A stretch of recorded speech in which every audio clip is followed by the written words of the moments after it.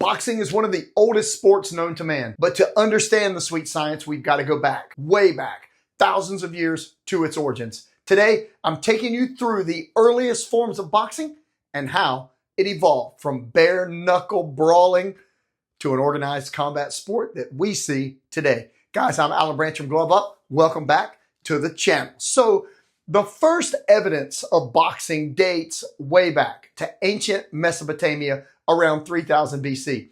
We're talking about carvings on stone walls that show two men squaring off with their fists raised. But it was in ancient Egypt and then Greece where boxing started to take shape as an actual sport. In Greece, boxing was part of the Olympic Games as early as 688 BC. The fighters wrapped their hands with leather thongs.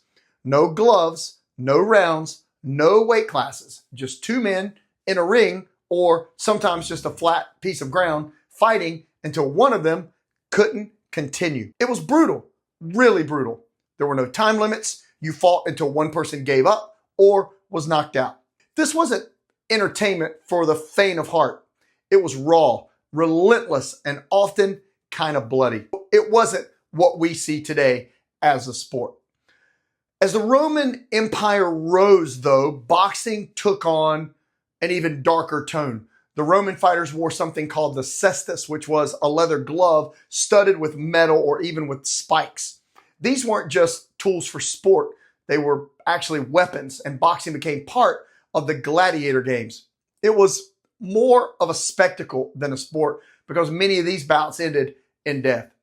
Eventually, the Roman Empire had to outlaw boxing altogether. And for a while, the sport that we love disappeared from mainstream culture. But it didn't die. It just went underground. But back then, it was just waiting for a comeback. Eventually, years later, that comeback started, and it was the 17th century and in England. Boxing there reemerged as a bare-knuckle prize-fighting game. There were no official rules yet. They were just kind of brawling for money, often in the back rooms of pubs or out in an open field. These were rough, gritty fights with no gloves and very few limits or rules. Then, in 1743, a man named Jack Broughton, often called the father of English boxing, introduced the first set of actual rules. He was a fighter himself, and he saw how brutal and dangerous the sport had become. His rules added just a little bit of structure.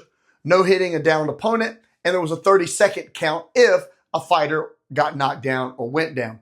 It was still bare knuckles, but it was the beginning of modern boxing the way that we know it today. So guys, that's the origin of boxing, from ancient temples to brutal Roman arenas to the gritty streets of London. But in the next episode, I'll cover how boxing transitioned from bare knuckle chaos to the gloved, regulated sport that we all know and love today, thanks to something called the Marquise of Queensberry rules. Guys, I'm Alan Branch from Glove Up. If you're into the roots of the fight game and how it evolved, make sure to like, subscribe, and turn on your notifications. You will not want to miss part 2 of this series. I'll see you then.